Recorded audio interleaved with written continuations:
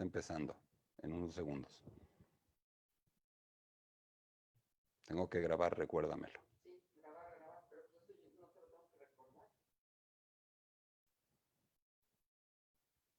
Ya debe haber empezado.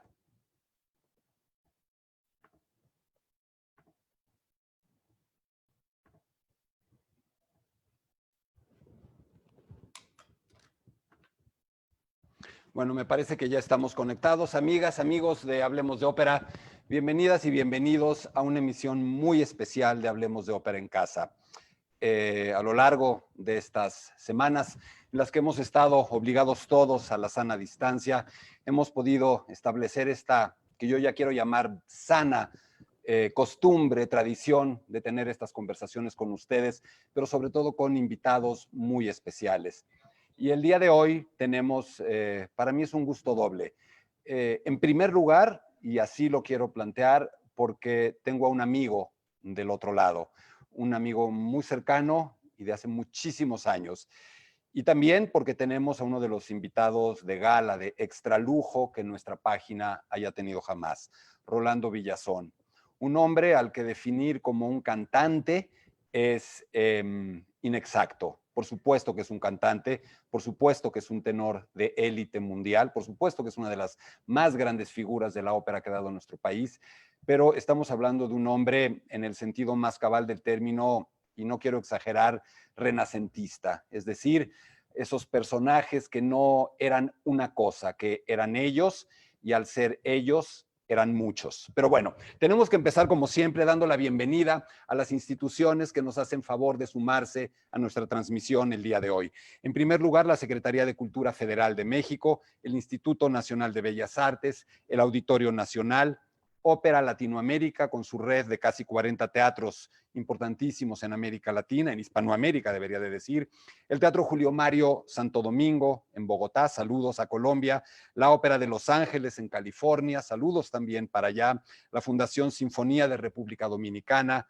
el Canal 22 de México, el Conjunto Santander de Artes Escénicas de la Universidad de Guadalajara, el Fórum Cultural Guanajuato, el Instituto Sinaloense de Cultura, Proópera AC, el Festival de Santa Lucía en Nuevo León, la Secretaría de Cultura de Coahuila, el Instituto Sonorense de Cultura, el Festival Alfonso Ortiz Tirado, la Secretaría de Cultura de Tabasco, la Mahler Foundation en Viena y la Sociedad Mahler de México. Nuestros teléfonos 55 43 47 0283, nuestra página de Facebook, la que están viendo, nuestro Twitter, @gkleinburg, nuestro Instagram, @hablemos_de_ópera, nuestro canal de YouTube, en el que esta charla estará subida en un par de días, es también Hablemos de Ópera. Y por supuesto, invitarlos a que se inscriban a nuestro curso en línea Verdi, Revolución y Tradición, o Tradición y Revolución, que arranca el martes de la semana que viene, del martes al viernes,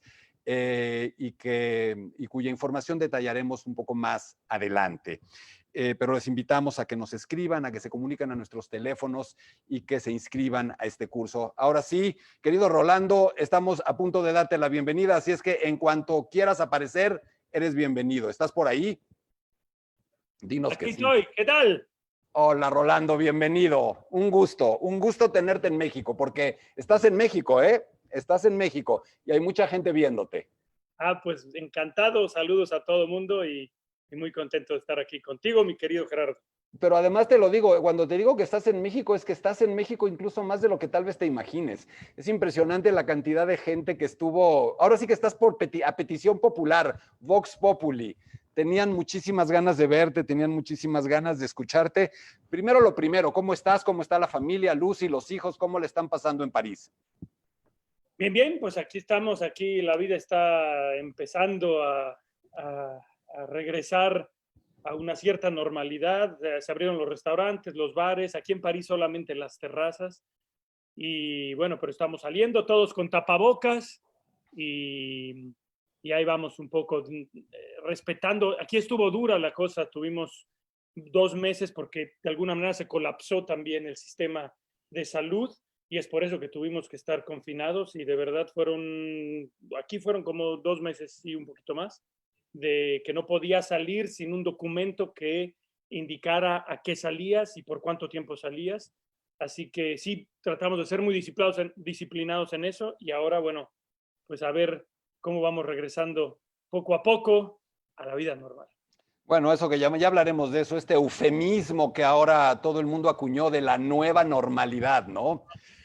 Que bueno, yo no sé qué quiere decir normal, pero yo tengo que empezar por el principio y yo tengo que decir y contar una imagen que no puedo borrar de mi mente y que inevitablemente te define. La primera vez en toda mi existencia que yo te vi, me llamó la atención algo. No te había oído cantar, sabía que eras un joven cantante o un chico joven que quería cantar, ni siquiera sé si un joven cantante, y me llamó la atención lo que llevabas en las manos. Y lo que llevabas en las manos no era una partitura, no era un teléfono, no era algo que uno pudiera asociar con un cantante de ópera. Llevabas un libro. Y si no mal recuerdo, llevabas un libro que ambos amamos. Llevabas Rayuela, que seguramente ha sido, como para Verdi, las obras de Shakespeare han sido su Biblia. Rayuela lo ha sido para ti. En ese sentido, me parece que tu destino estaba sellado ahí, porque lo que llevabas en la mano era la ficción. Olvídate si era literatura, o sea, llevabas en la mano la ficción y tu vida entera gira en torno de la ficción. Vives de la ficción, en la ficción, para la ficción, por la ficción, como cantante, como novelista, como director de escena, como payaso con P mayúscula, como director artístico de un festival tan importante como la Semana Mozart, como embajador mundial mozartiano. ¿Qué onda con la ficción? Platícanos de tu relación con la ficción. ¿Qué es para ti la ficción? ¿Cómo vives con ella? Yo creo que es una manera de vivir en la realidad. A mí cuando me preguntan por qué vives en París, y lo digo muy sinceramente, Uy, te me estás siempre quise congelando. vivir en una página de Julio Cortázar. Así que, ¿estoy congelado? ¿Estoy No, bien? ya no, estás perfecto. Estabas diciendo que quisiste vivir en París justamente porque querías vivir en una página de Rayuela o de Cortázar. De Julio Cortázar, y es la realidad. La ficción, bueno, la ficción y la realidad, mira, la ficción es parte de la realidad y al final, hablando de Cortázar, la maravilla de Cortázar es cómo él logra en sus cuentos, sobre todo, pero en sus novelas, en sus escritos, introducir la fantasía dentro del mundo real. Es decir, él no tiene que crear un gran monstruo, aunque si bien creó a los maravillosos cronopios, busca en el día a día la sorpresa, el juego. La ficción es un juego el juego de la inteligencia, el juego de la mente, y es entrarle a este juego. Y yo creo que sí, todas las actividades profesionales que hago tienen que ver con creatividad, con juego y por lo tanto con ficción. Y las actividades no profesionales también me parece que procuro llenarlas de ese juego, de esa ficción, que es todavía más divertido, ¿no? Cuando no hay un objetivo preciso, cuando no hay una ganancia económica, cuando no hay un, en tal día tiene que estar esto terminado, cuando no hay una expectativa específica, sino que es parte del día a día y a veces el juego y la ficción y la aventura que uno está por crear, por inventar, por hacer nacer, es la que tienes aquí enfrente en este día, sin ninguna otra meta y que su existencia de ese día y que va a desaparecer y que va a quedar, si acaso, como un recuerdo, una memoria, a lo mejor ni eso. Y es precioso ese momento etéreo y ese momento que no queda y que al final es como las representaciones, es como el canto, es como la lectura de un libro. Hoy la gente habla de actividades esenciales, ¿no? La palabra esencial parece que se volvió importante. ¿Qué es esencial? En los Estados Unidos hay un grupo muy numeroso de personas peleando casi con sangre por decir, muy respetable, que las actividades religiosas son esenciales, que no cierren los sitios de culto. Pero nosotros tenemos a lo mejor esa religión, pero tenemos otra, que es la de la ficción, que es la de la escena, que es la del teatro. Y hoy hay toda una serie de elementos en donde hay gente que dice que eso no es esencial. Lo estábamos comentando antes de conectarnos aquí. Ligo el tema de la ficción y el tema de lo esencial. La ficción, tú vives completamente rodeado, embebido de ficción. Eso es evadirse, estar cerca de la ficción, es negar la realidad, es no querer ver la realidad, o es otra manera de verla. ¿Cómo la ficción a ti te ayuda a conectarte con la realidad? Yo creo que la ficción en este sentido y de una manera artística te obliga a profundizar en quiénes somos. Es decir, escribir un libro, hacer una puesta en escena. Finalmente, el arte no es una escuela, el arte no sirve para dar consejos morales o para señalar la dirección a donde la humanidad tiene que ir. El arte es una expresión de los tiempos y de quiénes somos, de emociones además que son universales, de arquetipos en una situación y en una circunstancia y en un tiempo definidos, en el zeitgeist. Entonces, la ficción entendida así, evidentemente, no es ninguna evasión. Yo creo que el arte es entretenimiento. No creo que haya una diferencia entre arte y entretenimiento, pero creo que es un entretenimiento que nos lanza a la profundidad de nuestros abismos, que nos hace preguntas, que nos invita a abrir puertas que, que están o entreabiertas o cerradas. Siempre pienso que alguien que lee un buen libro, que va a ver una pintura, que va a un espectáculo escénico, es como una botella llena de agua. Eso somos nosotros. En esa botella de agua hay un montón de partículas que con la rutina, que con probablemente el entretenimiento superficial, que con esta manera de hacernos a todos de la misma manera, esas partículas van cayendo y forman ahí un sedimento, forman una capa en el fondo. Lo que hace el arte es sacudir la botella y hacer que esas partículas vuelvan a danzar, vuelvan a provocar problemas, vuelvan a hacer cosquillas, vuelvan a rascar el interior de esa sustancia y por lo tanto nos hacen humanos y nos invitan además a comulgar con lo que nos une a todos los demás. ¿Qué es lo que nos hace iguales? Uy. Que además en el arte todo el mundo está invitado. No hay un arte autoritario, no hay un arte democrático, no hay un arte para los de extrema derecha, para los de extrema izquierda, para los del medio, para los centrales. El arte, en el arte entran todos y ahí nos encontramos todos. Entonces, la ficción entendida así, de hecho, es algo muy serio y es algo que requiere de mucha reflexión, de mucha profundidad, de mucho estudio, de mucha curiosidad, de mucho análisis y yo creo que de mucha observación y de mucha empatía. Y mucha empatía. Además, Esa porque no palabra es todo... clave, Rolando. Esa palabra es clave porque hoy, más allá de lo que tú y yo digamos para tratar de defender a la ficción, está neuroquímicamente demostrado que la ficción es un inductor de empatía. Produce esas partículas de las que hablas, también tiene que ver con nuestros neuroquímicos y alebresta la serotonina, la oxitocina, todas las inas para ayudarnos a eso, como diría Octavio Paz, a ser otros, a buscarnos entre los otros. Es decir, la ficción es este ejercicio continuo de ser otro. Y ahí me voy a acercar a ti, porque tú vives y has vivido muchísima parte de tu vida siendo otro que no deja de ser tú, ese otro que te hace más tú, haces que los otros sean otros. Cuando eres director de escena, haces que fulanito y menganita se conviertan en la sonámbula y se conviertan en Nemorino. Cuando escribes tus novelas, no es un misterio, pero generas a unos seres que no existen o que sí existen. Todo el mundo dice, como casi entre un elogio y una crítica, fulanito es todo un personaje. Yo creo que todos somos unos personajes. Claramente, tú eres un personaje muy visible, en algún sentido muy espectacular, se perciben muy claramente muchos personajes. Y quiero que esta charla vaya a través de todos esos personajes que eres tú, porque todos son tú y tú eres todos ellos. El primero, con el que todo mundo en esta charla te asocia, con justicia, es el del cantante. ¿Cómo nace ese personaje? ¿Tú lo escribiste? ¿Te lo escribieron? ¿Naciste cantante? ¿Te hiciste cantante? ¿Te inventaste cantante? Cuéntanos de ese personaje.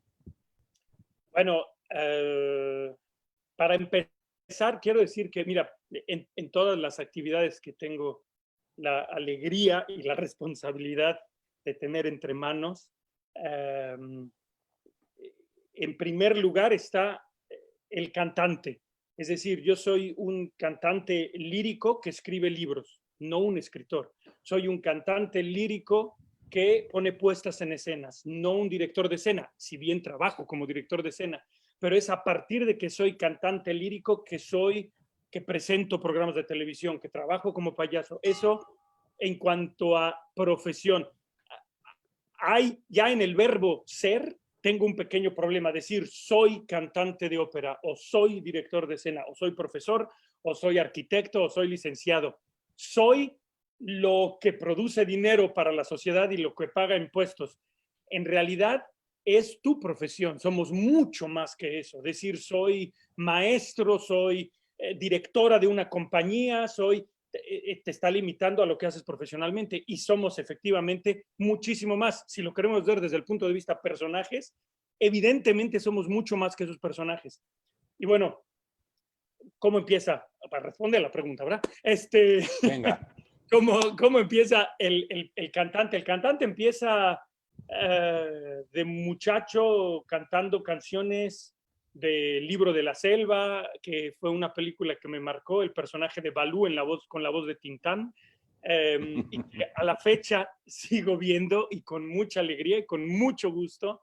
Y más tarde viene Silvio Rodríguez, aparece en mi vida a los 12 años o algo así, y yo me quedo enamorado de su poesía y de su música, y de pronto aparece Plácido Domingo en discos de vinil. Perhaps Love, me acuerdo que estabas obsesionado con Perhaps Love. Exacto. Perhaps Love es el primero que me dan como regalo, y yo escucho esa voz. Yo no sabía nada de ópera, pero nada de ópera. Sigo sabiendo un poquito, pero ahí entonces todavía sabía muy poco. Y recibo este vinil de Plácido Domingo y quedo impactado. A mí lo que me impactó era el sentimiento, lo que me pasaba en todos la música que yo estaba escuchando, los intérpretes que me apasionaban, eran esas emociones que yo resentía. Y entonces yo ya cantaba El Hombre de la Mancha, me encantaba esta música, y me aprendí todas las canciones de Don Quijote, que además el personaje me encanta, Don Quijote. Después, primero lo conocí por el musical, y ya después por Cervantes.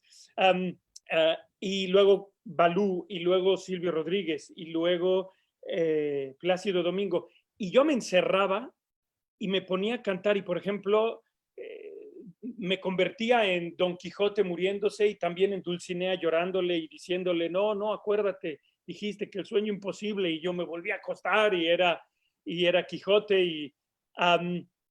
Y con Balú y con el Libro de la Selva, yo me volvía también cada uno de esos personajes, y oyendo a Plácido Domingo, que no era con arias de ópera, sino con canciones, yo creo que ahí empecé a sentir la música por la música misma. Y yo me encerraba, se acababa el tiempo, se acababan los límites, y era una forma de tocar el absoluto. Y yo entraba como en una burbuja. Entonces el canto, más que un personaje, lo que yo descubrí es una sensación, una actividad que me permitía entrar en contacto con algo más grande que la realidad, o con la realidad que me rodeaba, sin el yo. Creo que el ego partía, entonces se desvanecía el yo, y se desvanecían los sufrimientos que tiene el yo, y todo lo que había, esa experiencia física, que era el canto, y artística, que era también la música. Así nace el cantante. Es decir, tú en ese momento ya puedes, y entiendo el cuidado con el verbo ser, es decir, el hacer algo no es una definición, es una de tus características, es uno de tus rasgos. Estoy totalmente de acuerdo en esa sobrevaloración que se hace del verbo ser. Pero, es decir, tú antes de ser un cantante profesional, ¿ya te sabías cantante? Es decir, ¿tú tenías claro que ese era ya tu destino? No, para nada. No, no. Yo, de hecho, vamos a ver, yo terminé siendo cantante porque era la tercera opción que yo tenía. Yo cantaba por gusto, cantaba como la verdad es que casi todos los cantantes de ópera, cuando oyes sus historias, son descubiertos, alguien les dice que deberían de hacerlo. la carrera te encuentra. Eso es lo que normalmente solemos escuchar de las historias y de las biografías de los cantantes de ópera. Y en mi caso, es cierto, incluso entrar al conservatorio fue mi tercera opción. Yo quería estudiar psicología en la Ibero. Y apliqué, hice el examen, quedé aceptado y luego me di cuenta que no me iba a alcanzar porque yo trabajaba como profesor en el Cristóbal Colón y con lo que ganaba ahí ni de chiste, y la beca, de acuerdo a mi excelencia académica, no creo que la iba a tener, así que por lo tanto dije no, esto no va a ser. Entonces mi siguiente opción era voy a estudiar filosofía en la UNAM, pero en el momento en que yo quería hacer eso ya había pasado el tiempo para para dar las aplicaciones y entregar los papeles. Así que tendría que esperar 6 meses. Y entonces dije, no quiero esperar 6 meses, ¿qué puedo estudiar? Y alguien me dijo, oye, en el conservatorio hay oportunidad, y todavía puedes meter tus papeles. Fui, presenté mis papeles, me hicieron cantar el himno nacional y me aceptaron en el conservatorio. Y fue así que empiezo la carrera de cantante de ópera. Yo no sé si se nace, yo creo que te haces. Además, no se puede nacer con inclinaciones artísticas, se puede nacer con un deseo, un amor por la música, por el canto, con un deseo de expresarte. Yo creo que el narciso es importante. Todos los artistas del escenario tenemos un narciso fuerte. Si no, nos bastaría cantar en la sala de nuestra casa, pero nos gusta el contacto con el público y nos gusta el aplauso. Así que ese contacto es importante y son aspectos que lleva uno. De ahí a decir, yo nací cantante o yo siempre soñé que iba a hacer esta carrera, ni de chiste. Es más, conforme iba sucediendo, era casi sorpresivo para mí. Cuando me iba a pasar, me estaban pasando las cosas antes de que yo las deseara. Yo no soñé nunca con cantar un día en el Metropolitan o un día en el Covent Garden. Híjole, yo te voy a tener que contradecir en alguna medida porque me tocó estar muy cerca de muchos momentos y yo tengo que decir, y lo que te voy a decir es algo muy positivo, que tú construiste también una parte de eso. Yo muy pocas veces he visto a alguien con una determinación como la tuya, corriendo riesgos como los corrías, teniendo actos de arrojo en muchos, muchos terrenos profesionales. Es decir, sí te tengo que contradecir porque parece que, no es que te restes méritos, pero creo que también te sucedieron muchas cosas, pero le pedaleaste duro y insisto, con mucho arrojo. Yo nunca he visto tanto arrojo en un cantante joven como en ti. No, pero es que se complementan lo que estás diciendo, sí creo que es cierto. Es decir, mira, siempre tuve una intuición de ver así la vida, ahora la tengo más clara. Es como un juego de ajedrez. Es decir, en el juego de ajedrez, si yo entro queriendo ganar el juego, si mi meta es el triunfo al final de la partida, en primer lugar, estoy de entrada metiéndole angustia al inicio del juego, la angustia de perder. En segundo lugar, es una apuesta muy pobre, porque hay 4 posibles desenlaces: el triunfo, la derrota, las tablas o la interrupción de la partida por un terremoto o por lo que sea. De esas 4, solo una te va a dejar contento. O sea, 25% de posibilidades de que salgas satisfecho de esa actividad. Entonces, es una apuesta pobre y además agregada con una cantidad fuerte de angustia. Si en cambio tú a lo único que te importa es hacer de la jugada que tienes que hacer el momento más padre de tu vida, mover, a ver, soy las blancas, ¿cómo abro? Voy por el centro, hago esta otra salida, avanzo el peón 1 o avanzo 2. Si soy las negras, lo ataco, detengo su ataque, lo sorprendo y de ahí todas las posibilidades. Si todo lo que hay es eso, si cuando estás acorralado es cómo salgo de esta, y eso es lo que te entusiasma. Si cuando estás por hacer jaque o jaque, puedo lograr el jaque mate, ni siquiera, y es lo bonito del ajedrez, ni siquiera es ganar, es hacer el jaque mate y después el que gane. Y el ajedrez es un buen ejemplo porque el ajedrez es una buena partida de ajedrez. Cuando nadie la regó, cuando a mí me pasa cada rato, ¡ay! Es el fil que moviera, el que estaba cuidando a la reina, ya me la comieron. Esos son errores horribles. Pero cuando no hay ese tipo de errores y estás con un contrincante que más o menos tiene tu nivel, al final realmente pues te dará gusto si ganas, pero si pierdes, si la partida fue bella, es maravilloso. Y yo creo que la tenacidad del momento que vivo la tengo siempre. El momento más importante de mi vida ahorita es esta entrevista, porque es lo que estoy haciendo. Y lo digo en serio, es lo más importante este momento. Y así vivo cada instante. Y así viví como cuando en Bellas Artes me presentaste a Plácido Domingo y me dijiste, estaba el príncipe y estaba el presidente y estaba toda la seguridad. Estaban los reyes de España. ¡Ah, los reyes, los reyes! Y me dijiste, ya, ahí te quedas tú. Le dije, préstame tu... En ese entonces, a ver, era raro los teléfonos celulares. Le dije, préstame tu teléfono. Y con ese teléfono me metí a los camerinos haciéndome como que yo estaba organizando. Era como el Selig de Woody Allen. Al final acabé dándole flores a las sopranos en el escenario. No, bueno, por favor, espérate. Aprovecho que no me está oyendo Rolando Villazón para contarles que en ese momento, pero es que hay más parte en esa historia y es muy bonita. Es muy bonita porque Rolando Villazón y Plácido Domingo han mantenido una relación operística muy hermosa, muy hermosa, con un sentido paternal en muchos momentos de Plácido.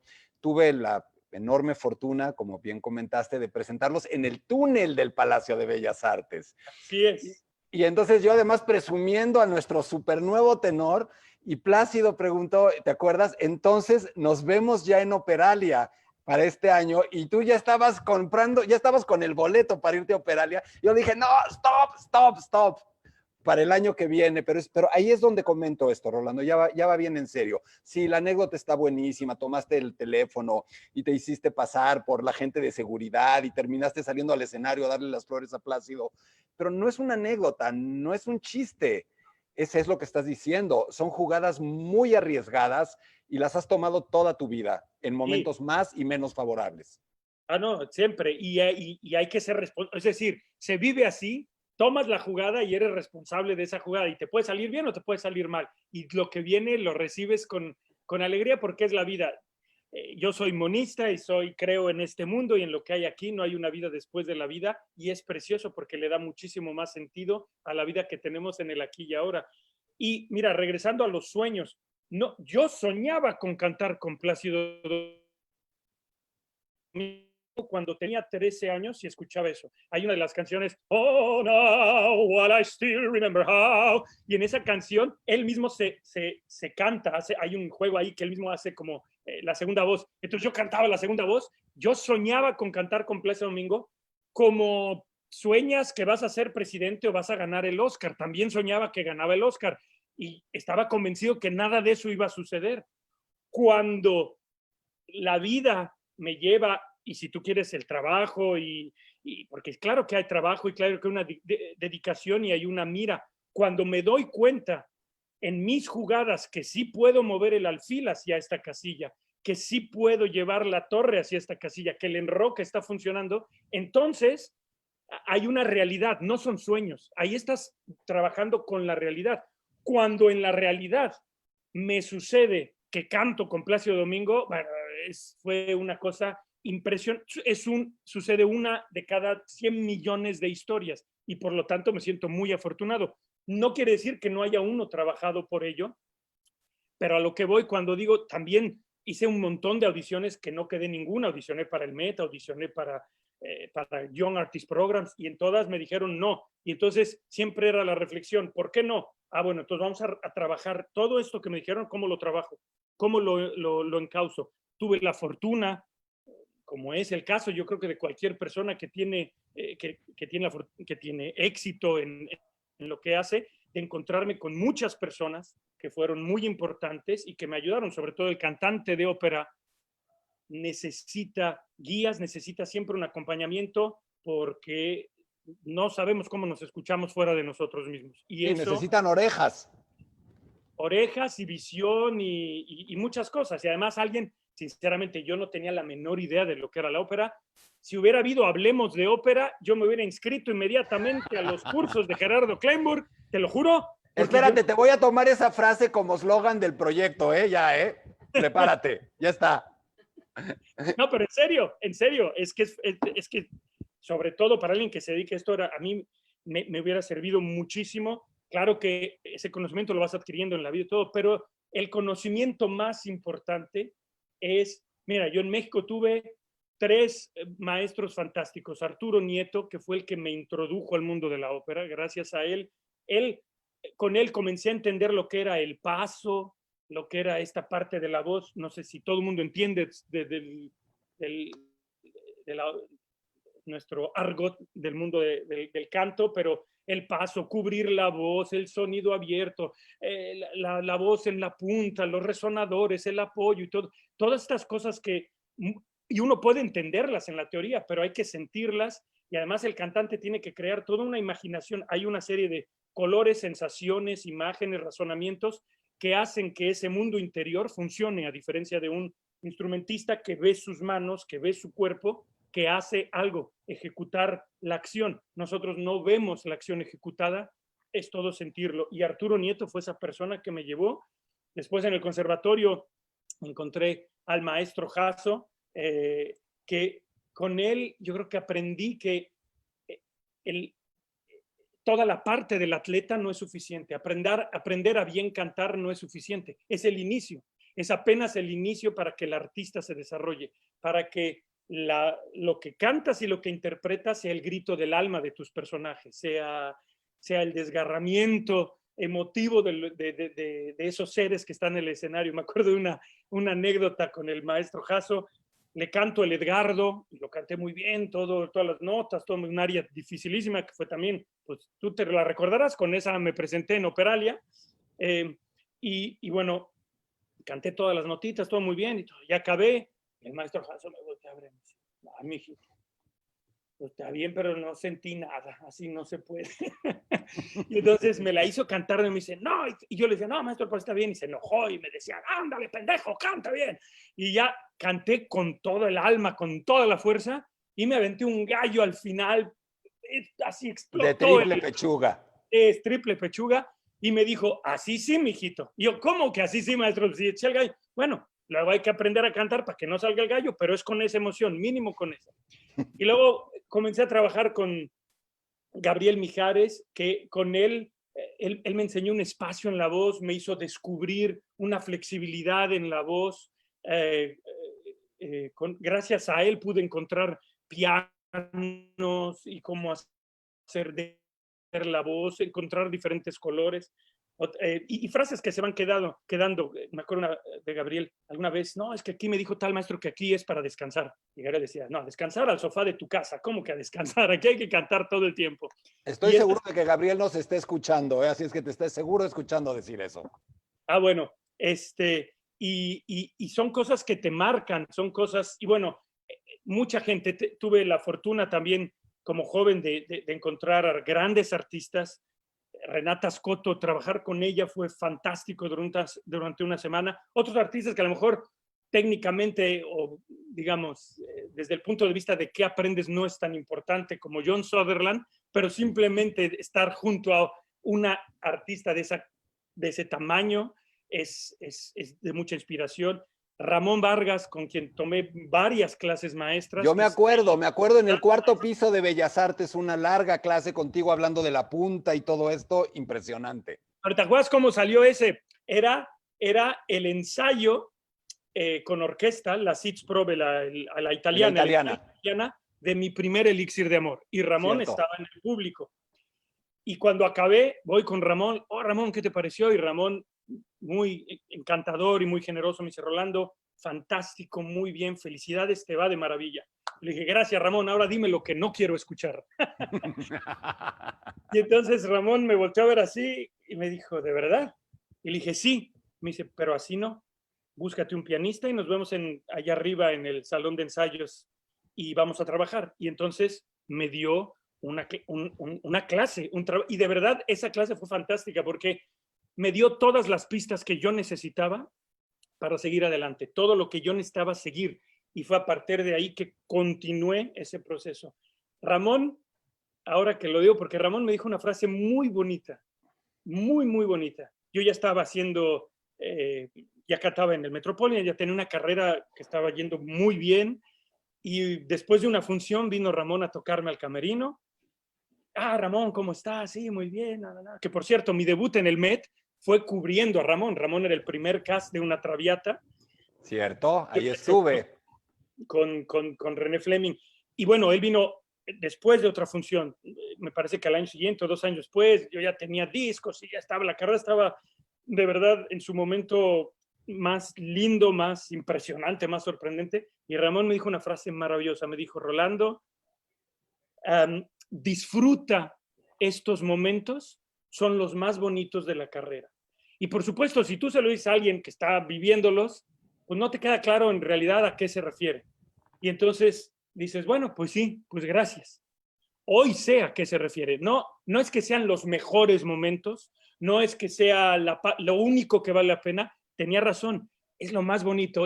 Hay una inocencia, una inconsciencia y hay una juventud que te toma y con la que vas y te lanzas a todo. Y además hay pocas expectativas, sorprendes a la gente, es una sorpresa agradable y es un momento súper bonito. Y gracias a esa frase, lo único que yo me dije es, mira, pues vamos a ser consciente de lo que estoy viviendo. Es como si Ramón me hubiera dado un marcador para ir subrayando, marcando lo que iba sucediendo.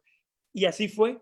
Y yo creo que eso eh, me sirvió para valorar lo que estaba sucediendo y hoy para entender también muchas de las cosas y mucho de las maravillas que tengo la fortuna de seguir viviendo a partir de otra perspectiva. Me parece increíble lo que estás diciendo, Rolando. A ver, se supone, pequeño viraje, se supone que la ópera es el terreno multidisciplinario por antonomasia. Nuestros amigos florentinos, 1580, querían revivir el teatro griego, la reunión de las artes que se había perdido durante el periodo clásico griego. Es un género dramático, es un género teatral, tú lo entiendes claramente como un género dramático. Y tú te vuelves como una suerte de espécimen o espécimen ideal operístico por tu multidisciplinariedad, por lo polifacético, lo versátil. Ahora, tienes todas esas facetas y te acercas a la ópera desde distintas perspectivas. Cuando tú te acercas a la ópera como cantante, aunque digas que siempre eres un cantante acercándote desde otros lados, pero cuando tú te acercas a un personaje de Mozart, cuando te acercas, si te acercaras a Tamino, si te acercas a Lucho Sila, si te acercas a un personaje de esos, ¿desde dónde te acercas? ¿Desde qué parte de ti? ¿Cómo abordas primero un personaje? ¿Prima la música, dopo le parole, prima le parole, dopo la música? Cuando tú abres una partitura por primera vez para acometer un papel, ¿por dónde empieza alguien como tú? La música, yo creo que hay que seguir a la música. Y lo que yo empiezo, además, es un trabajo un poco frío, es agarrar el mapa, es decir, la partitura, que no es la música, es solamente la manera de transmitirla, y, uh, y entonces tratar de ser lo más cercano posible a lo que está pidiendo el compositor, poner todo el ritmo como debe de ser, todos los intervalos correctos. Me gusta escuchar versiones, pero no me quedo con una versión, porque si no, sobre todo si me gusta mucho, sé que voy a instintivamente imitar ciertas cosas de esa versión. Entonces, para poder lograr mi versión o la versión que salga de mí, tiene que ser realmente desde la partitura en ese trabajo que al principio es un poco matemático, es de verdad ritmo, letra, lo que se dice, y la melodía. Y meterlo tratando de quitarle toda la emoción, sin tratar de interpretar, evitando interpretarlo, pero de verdad ponerlo como si lo estuviera uno grabando en el sistema. Y ya que está todo bien, ya que uno no está pensando era pa, pa, pa, o era pa, pa, pa, y ya que no tienes el problema con que si esta nota era una tercera o era una cuarta, ya que está todo bien integrado, es deshacerte de la partitura y robarle la música al compositor, que creo que es lo que todo compositor desea de un intérprete. Y cuando digo robarle la música es de verdad hacerla tuya, pero sin el trabajo anterior, el compositor no está contento. Sin el trabajo anterior y tú cantas notas equivocadas y el ritmo está chueco y las palabras están mal puestas, entonces nada más estás chapoteando en la partitura. Pero con el trabajo anterior es tu obligación o es la obligación del artista robarse la partitura y buscar esa pequeña ranurita que tiene el intérprete para ser libre, porque es una ranurita de nada. Y aún así, no tener una concepción muy fija de cómo debe de ser tu personaje. Porque a la hora de ir a cantarlo a una producción o a diferentes producciones, te vas a encontrar con la visión de un director de orquesta y de un director de escena. Y en la ópera no hay un jefe, hay un triunvirato. Y es el cantante, el director de escena y el director de orquesta. Y hay dos ideas, dos universos que tienen que concordar, el musical y el escénico, y hay una persona o hay un grupo de personas que las hace posible a través de la creatividad, del arte y de la inteligencia y del talento de los cantantes, son posibles esos universos. Y de hecho esos universos van a cambiar a partir de las ideas, necesidades o limitaciones de los cantantes. Así que en general es mantener una visión suficientemente abierta por un lado y por otro buscar constantemente desde un punto de vista muy individual por qué yo debo de cantar esto. Yo no estoy muy convencido en hay que servir y hay que hacer exactamente las notas. Hay que buscar quién eres tú y cuál es tu interpretación. Y hay que arriesgar porque a veces vas a hacer una interpretación que va contra la tradición, contra lo que la gente dice que tendría que ser, etcétera. Si es en la que tú crees, esa es la tuya. Tú tienes que buscar la interpretación que a ti te hace feliz, con la que tú conectas con la emoción y el corazón de la obra, porque con esa interpretación vas a conectar con el corazón y con los pechos de quienes están ahí viendo la función y con tus colegas y con los músicos. Abriste un mundo entero. Dijiste, dijiste dos cosas con las que me quedo. Te tienes que robar el papel, es decir, le tienes que robar el papel a Puccini, a Mozart, a Verdi y hacerlo tuyo. Tienes que encontrar ese resquicio, esa rendija a través de la cual puedes colarte. Si uno oye, por ejemplo, tu Tradito Schernito, por ejemplo, a mí me fascina. Me puedo imaginar que a un purista, no entiendo que sea un purista, mozartiano, podría decir, oye, esto parece verismo, o sea, espérame, esto es el tabarro o esto es...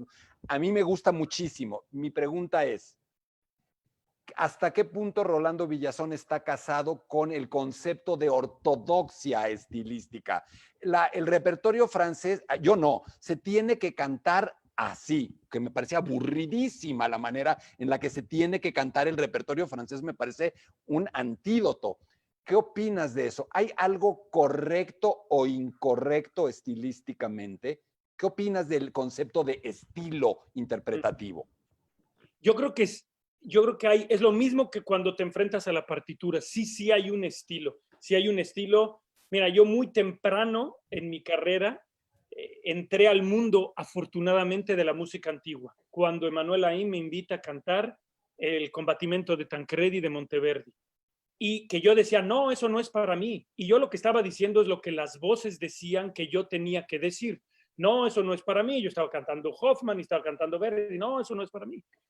Entonces, al final, acepté, afortunadamente, con esta directora de orquesta absolutamente maravillosa. Increíble, Manuela Aim, con la que hemos hecho muchos proyectos juntos, y le agradezco enormemente porque abrió dos mundos. Uno, un estilo diferente que tuve que trabajar como 5 meses para entenderlo, para respetarlo y después para interpretarlo como yo quería, porque Manuel me decía, yo quiero un artista como tú, que haga lo que tú sabes hacer en este repertorio. Ahora vamos a aprender a hacer cómo se hace un trino aquí, o vamos a ver aquí si quieres quitarle vibrato, aquí no puedes hacer un portamento porque de veras estás destruyendo lo que viene de la orquesta, aquí estás haciendo, entonces sí hay un estilo que hay que respetar. Con esas reglas que te llevas, que asimilas y que metes en tu sistema, otra vez te robas todo y entonces dejas al intérprete salir adelante. Decía que abrió dos puertas. Una fue esa, el descubrimiento de ese mundo, y la otra, que yo me dije, Ya entendí. Yo no puedo ser yo el que me meta en una caja que diga Rolando Villazón, tenor tal, que tiene que cantar tal, tal y que debe hacer esto y esto. No, soy un artista. Es más, no soy ni un tenor, soy una persona que además se dedica a cantar, soy un cantante lírico y vamos a explorar repertorios. Hay muchas cosas que me ofrecieron, que intenté y que dije esto no es para mí y lo dejé a un lado y dije esto no. Otras cosas que dije exactamente en estas condiciones las puedo hacer, porque esa es otra cosa. Es dónde, cuándo y con quién. Y entonces no hay ortodoxia y sobre todo, vamos a ver, no me interesa mucho la ortodoxia, sobre todo cuando viene de las grabaciones, cuando de lo que hablamos no, es que fulano y fulano y fulano y fulano grabaron esto y lo grabaron así. O aquí no se hace así o aquí se hace así.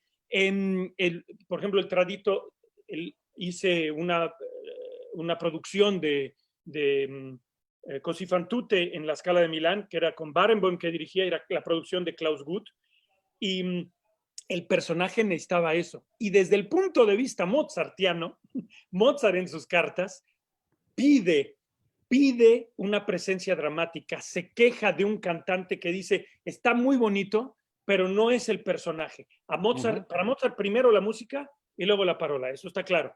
Pero le interesaba y le importaba mucho que el cantante fuera el personaje que él estaba buscando. Así que puede caer uno en exageraciones, sí, puede gustar o no gustar, sí. Yo creo que al final tú tienes que tomar una gran responsabilidad. Yo creo que se tiene que entender de estilo, se tiene que entender de dónde viene, tienes que entender qué otros artistas. Yo todos los Mozarts que escucho, todos los Mozarts que canto, mi primera referencia se llama Francisco Araiza, grabación de Francisco Araiza, ¡pum! Esa es la que escucho. Gustav Wimberg, bueno, Ramón Vargas, que es el primer Tito que escuché en mi vida y el primer idomeneo que escuché en mi vida. Y si tú quieres hablar de estilo y de perfección mozartiana, ahí hay 3 maravillosos. Entonces es importante escuchar y también sería un error decir, yo voy a ir en contra de eso para crear mi estilo. Equivocación, equivocación.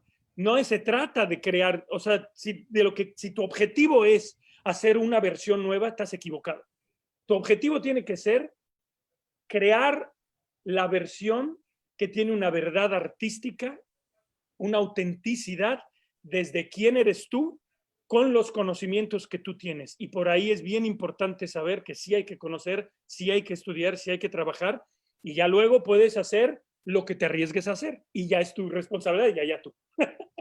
Y ahora, padrísimo, pero ahora vamos a darle vuelta a la botella, al vaso y vamos a verlo del otro lado. Rolando Villazón, director de escena. No Rolando director, no Rolando cantante. Cuando Rolando se acerca a una partitura como director de escena, ¿el discurso es idéntico? Sí, mira, yo trato de respetar la música, pero también creo que es responsabilidad de un director de escena crear un universo en el escenario y sobre todo hoy que tenga algo que en ese sentido es lo mismo, algo que tenga que quieras decir, ¿de qué quieres hablar? ¿De qué te habla la obra? Cuando hice Exacto. Werther, ¿De qué se trata? Cuando hice Werther, que fue mi primera puesta en escena, para mí era de determinismo y de libre albedrío. Entonces, ¿cómo represento a estos seres que están encarcelados porque su mamá le dijo, porque él no puede, por sus emociones, por una serie de cosas que no se sienten libres a pesar de que son libres, pero que sin embargo no son libres y que acaban en tragedia? ¿Cómo lo represento? Y a partir de ahí empiezas a crear todo un universo. Cuando hice La Rondine, quise hacer una obra feminista, de hecho, en contra de Puccini. El final, incluso le cambio por ahí una frasecita a Magda que dice, no puedo entrar a tu casa. Yo le puse, no quiero entrar a tu casa, porque mi personaje o el personaje que creamos era de una mujer que dice, mira, está muy bien, estoy locamente enamorada de ti, pero no estoy dispuesta a dar mi libertad y a la mujer que yo soy independiente por volverme esa mujer sumisa que tú necesitas y que tu madre necesita. Entonces, en base a ese universo, te juntas con tu equipo, la puesta en escena es un cosmos que tiene que tener reglas, las reglas tienen que ser claras para quien participa en ellas, más o menos para quien las ve, no necesariamente, pero para quien participa en ellas. Y tiene que ser claro en todo momento. Si la quieres modernizar, a mí me encanta. Si la quieres ver tradicional, también puede ser. Pero si la quieres modernizar, tiene que funcionar en cada una de las escenas. O sea, si tú tomas un concepto bien bueno y resulta que el tercer acto no funciona, entonces, bueno, ahí vamos a cortarle este número porque así no sale mi concepto, otra vez, entonces estás metiéndote tú en donde no debes como director de escena. Ahí tienes que respetar lo que el compositor quería y al final contar la historia que se cuenta ahí, desde la perspectiva que tú quieras, desde el simbolismo, desde el pasado, el presente, modernizando, pero la historia, ¿de qué trata esa historia? ¿Qué buscó el compositor? Y creo que tengo un gran respeto a mis colegas y así me lo han hecho saber, con los que he trabajado, son ya 10 puestas en escena y ha sido un trabajo de mucha alegría. Incluso cantantes, recuerdo un cantante que me dijo, mira, tu visión puede ser que no les guste a muchos, pero nadie puede decir que no había un director de escena. Eso me quedó claro que a él no le gustaba la puesta en escena. Pero mira, fíjate, Rolando, ve, está más o menos urdido el rumbo que estamos siguiendo. Personaje, es decir, te has vuelto un personaje, has vivido de ser, de encarnar un personaje. Director de escena, es decir, recrear, releer una ficción. Y ahora pasamos a otro plano. Rolando Villazón, escritor. Rolando Villazón, novelista, en donde es como una suerte de círculos concéntricos. Ahora, aparentemente, y siempre es relativo, es la libertad absoluta, ¿no es cierto? El escritor ahora sí parecería que se liberó del corset del personaje, rompió la horma del director de escena y ahora es Dios, es un demiurgo. Yo tengo mis dudas. Mi pregunta es, Rolando Villazón, el autor, entre otros, de Malabares, de Amadeus en bicicleta, que esperemos pronto podremos leerla pronto en español. Ya hay planes, sí, ya hay planes, Esperemos, porque bueno, la novela de Rolando está escrita en alemán, Amadeus en bicicleta, y empezaría por preguntarte, ¿por qué es una pregunta, es la peor pregunta que te voy a hacer, pero ni modo, o sea, es la más chafa. ¿Por qué escribir? ¿Para qué escribir? ¿Para quién escribir? Es decir, ¿te faltaba eso? ¿Ya fuiste personaje? ¿Ya recreaste una historia? ¿Ahora necesitabas hacer tú la historia? ¿De dónde sale Rolando escritor? No, pero no, ¿por qué no es chafa la pregunta? Yo creo que además es muy válida porque es una excusa de la vanidad, es una manera de hacer contacto desde otro punto, desde otra actividad. La respuesta es que siempre me gustó escribir. De hecho, antes de cantar yo escribía. De lo primero que escribí fue un cuento que era casi igualito a Pía di Tolomei de Gutiérrez Nájera, porque lo copié, casi lo copié. Pero jurabas que era tuyo, ¿estás de acuerdo? Según yo, por haberle cambiado 2 adjetivos, era mi cuento. Todos hemos pasado por eso, todos. Y yo escribí escribí un montón de sonetos. De hecho, sigo escribiendo sonetos, son horripilantes, unos sonetos despreciables, pero todos cumplen con la métrica, la rima. Es un buen ejercicio. Me encanta, pero de veras son muy malos. Y no sé, a lo mejor yo creo que todo gran lector, porque sobre todo soy lector, eso me encanta leer, y alguna vez sueñas con escribir. Y yo seguí escribiendo, me volví cantante de ópera, bueno, empecé a cantar profesionalmente, y claro, eso tomó mi actividad y tomó mis días y mi tiempo, pero seguí escribiendo y tengo ahí un montón de cuadernos anecdotarios y en muchos era idea para una novela, pero era una novela para mí, todo eso que tengo ahí escrito es para mí. Y de pronto la idea de la novela me gustó, la empiezo a desarrollar y me lanzo a escribir. Y ahí tengo todos los cuadernos en los que acabé la novela y la paso y dije, ya está, terminado. Se la doy a leer a un amigo querido, Jorge Volpi, no a leer, le dije, mira, estoy escribiendo esto. y lo Aprovecho que ves. estás contando, bueno, ahorita te cuento, aprovecho que estás contando eso para comentarle a nuestros amigos, Rolando, que Jorge es nuestro invitado del sábado que viene. Perdón, síguele. ¡Ah, qué maravilla! ¡Qué bien! Un gran conocedor de ópera, por cierto, y gran escritor. Creo que de Jorge he leído toda su obra de ficción. Bueno, También. y se la doy a leer, la lee, y hay que decir que ya él una vez me había pedido, oye, Rolando, ¿puedes escribir algo para la revista? No sé qué revista era. Y yo le mandé un texto que Jorge amablemente ni siquiera me respondió. Era tan malo que yo creo que ni me quiso decir. Pero entonces empezó a leer la novela y me dice, oye, aquí tienes algo, tienes que trabajarlo, hay mucha paja en esta novela. Y nos fuimos a Menorca y estuvimos trabajándola. Me dijo, quítale, me explicó por qué tenía que quitarle esto, por qué esto no era importante, por qué. La retrabajé y la envié a diferentes agentes literarios y al final, ¿Te Mónica, refieres a Malabares? Malabares, esto es Malabares. Es decir, así es como empezó mi aventura de publicar una obra. Escribir siempre voy a escribir. Va a poder sucederme que ya a nadie le interese y que ya no vuelvo a publicar. No pasa nada, yo voy a seguir escribiendo porque me encanta escribir. La mandé y me contestaron, nos interesa su novela. Por cierto, ¿es usted algo del tenor que lleva su nombre? Y yo le respondí, eso me lo pregunto todos los días cuando me miro en el espejo. Oye, ¿y eres algo de ese tenor? Eh, sí, soy su autor. Exclamó Unamuno.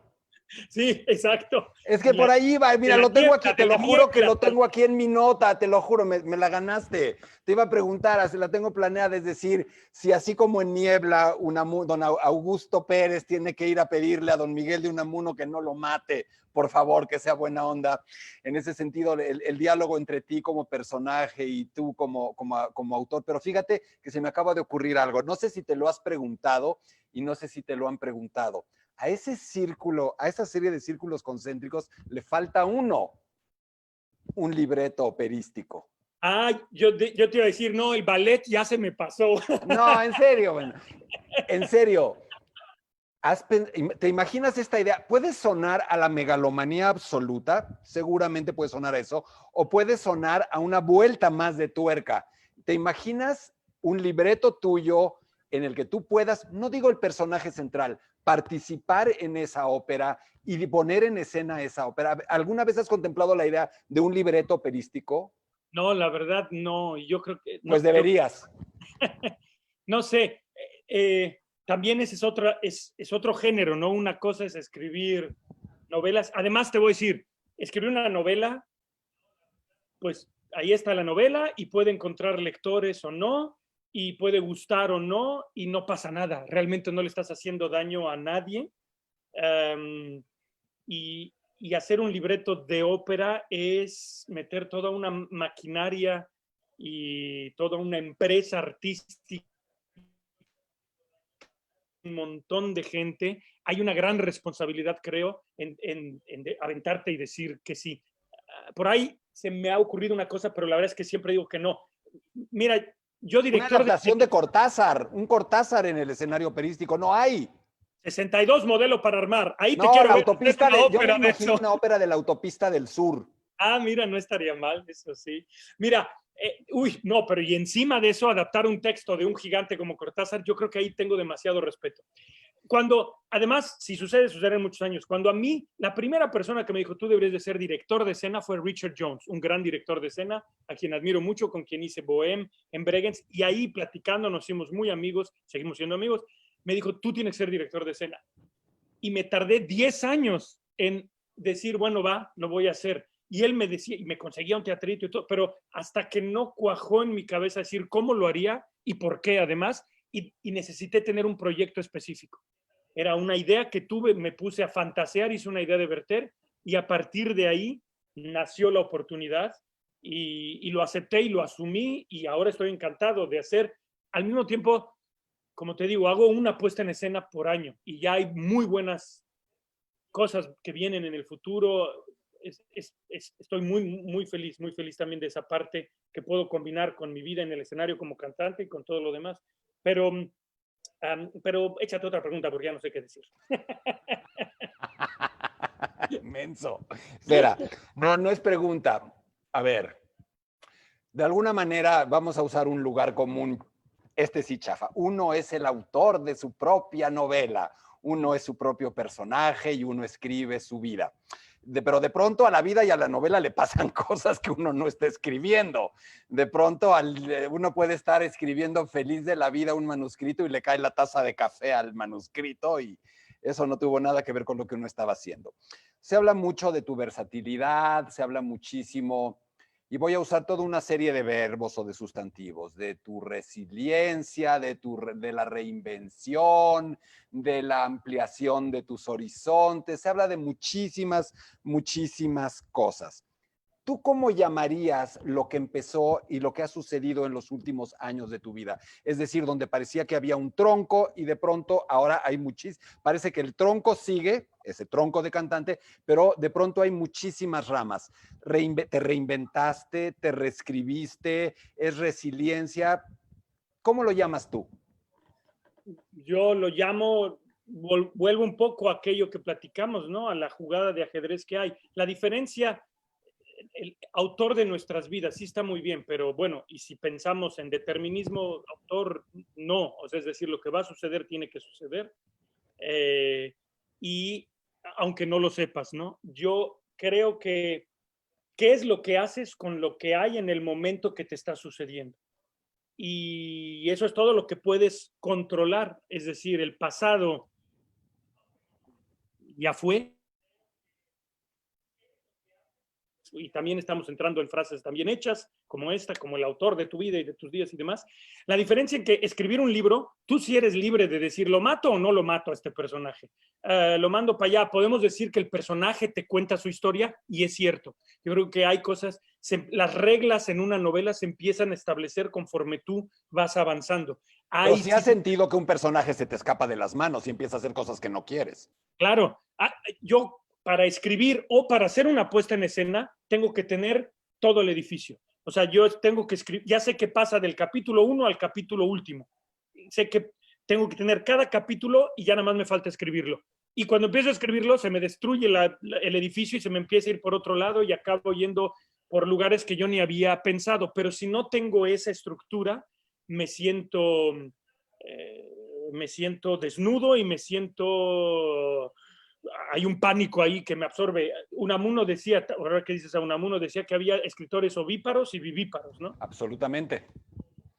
Y bueno, y como director de escena, es lo mismo. Yo tengo que, o sea, que ese universo está claro. Yo sé qué va a ser cada personaje en cada momento, en cada escena hasta el final.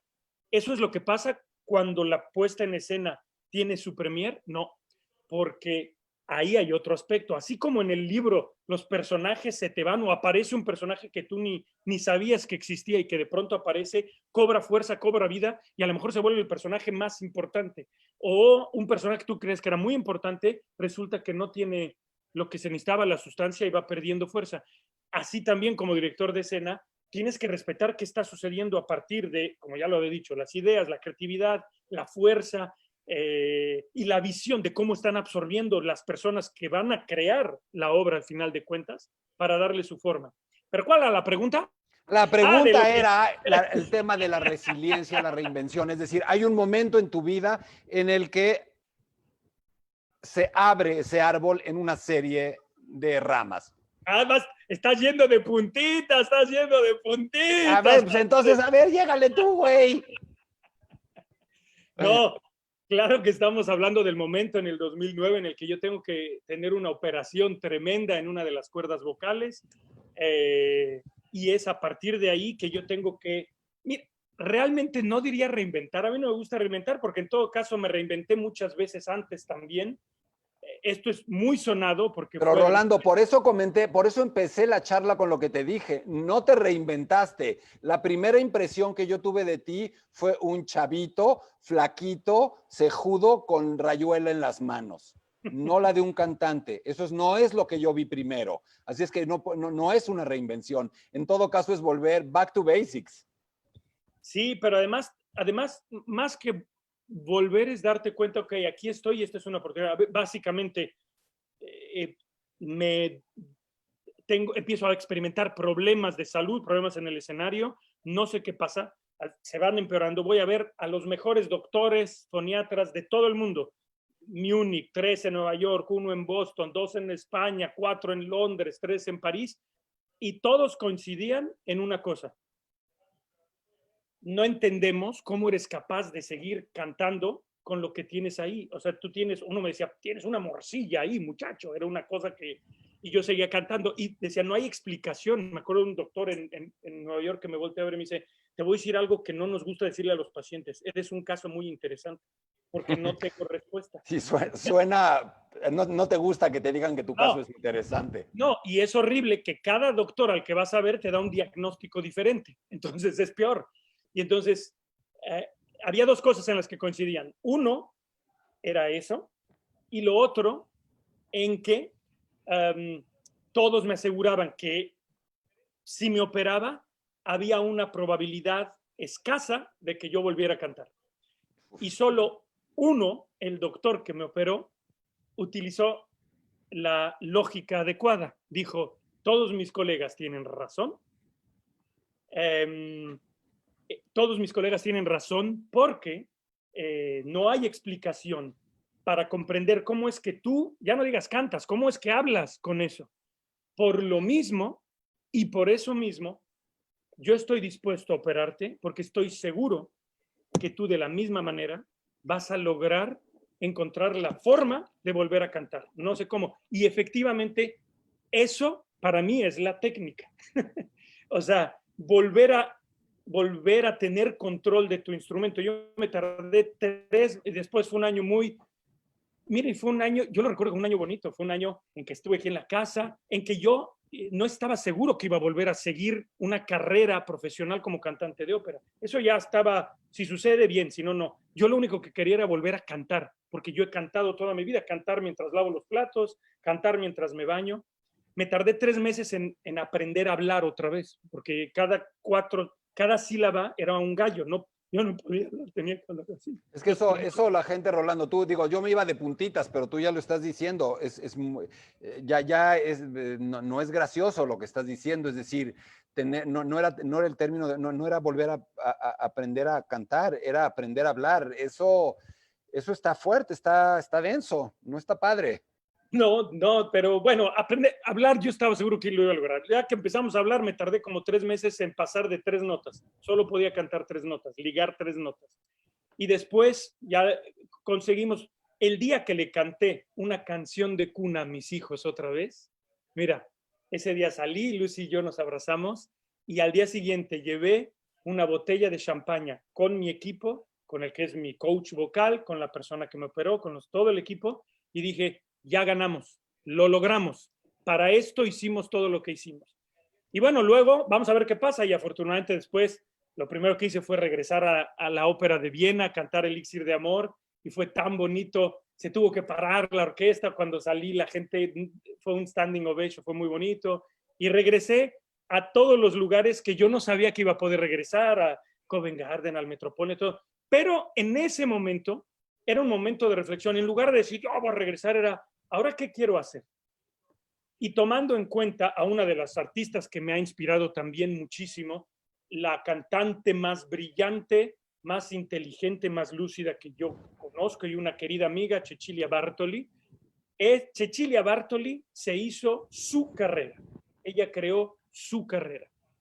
Y en este momento yo dije, Rolando, haz tu carrera. Alguna vez Barenboim al inicio de mi carrera me dijo, vas a ser muy famoso. ¿Y sabes de qué sirve la fama? Para verte al espejo y decir, wow, qué maravilla. No. Rolando, esa es la última pregunta que te iba a hacer, que de qué sirve la fama. Por favor, no me ayudes. Bueno, pues ya tienes que inventar otra pregunta. Ahorita pues la invento. Porque la fama no es nada, la fama es una quimera, la fama se va en 2 segundos y la fama no es nada. Es un accidente. Pero la fama sí te puede dar libertad artística. La fama, sí a mí, mi fama me permite crear mis proyectos, me permite decidir qué son los papeles que yo voy a cantar, cuáles son los recitales, en dónde, con quién, cuáles son los conciertos. Me da eso, como intérprete, una libertad artística. La fama puede ir en contra tuya. También, por ejemplo, ¿quién quiere leer la novela de un cantante de ópera? O sea, ahí yo tengo que trabajar contra la fama del cantante de ópera. Y ese ya, míralo, ahora ya quiere ser director de escena. Ahí la fama, tú tienes que entonces ganarte el respeto y la reputación por lo que estás haciendo y por el trabajo que haces. Pero la fama no es nada y ¿sabes qué? Lo de la, bueno, ¿ya pasamos a la fama o le No, seguimos? espérate, estamos en las ramas del árbol. Espérate, porque las ramas del árbol no es nada. A ver, hasta donde yo entiendo, ese periodo de silencio, literal, le dio oportunidad a la otra voz. Es decir, la voz esta tuvo que callarse y la voz esta tuvo su oportunidad, ¿no es cierto? Fue ese momento, ese año de silencio donde tú pudiste empezar a escribir más, ¿es correcto?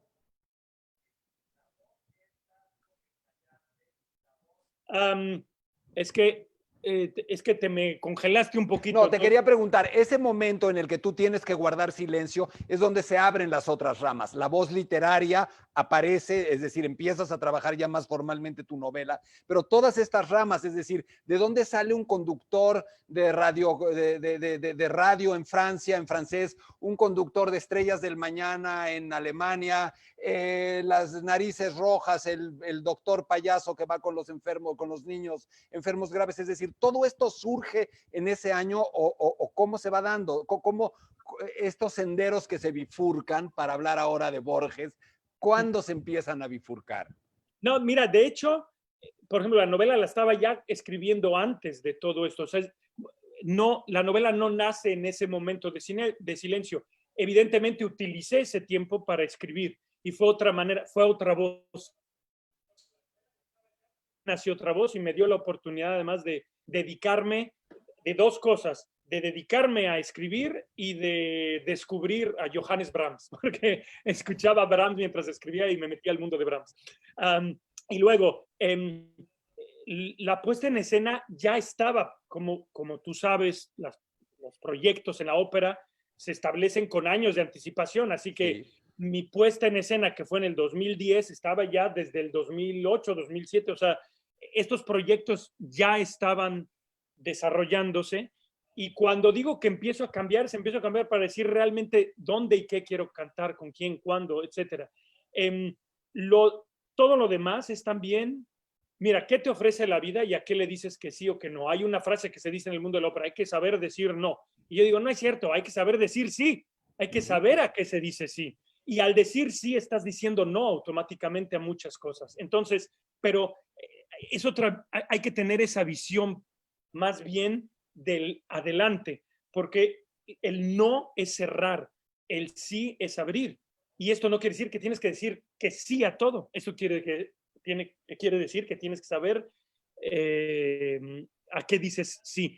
La figura del payaso, yo trabajé como payaso a los 18 años en México en fiestas infantiles y vienen los Red Noses y me dicen, queremos que seas nuestro...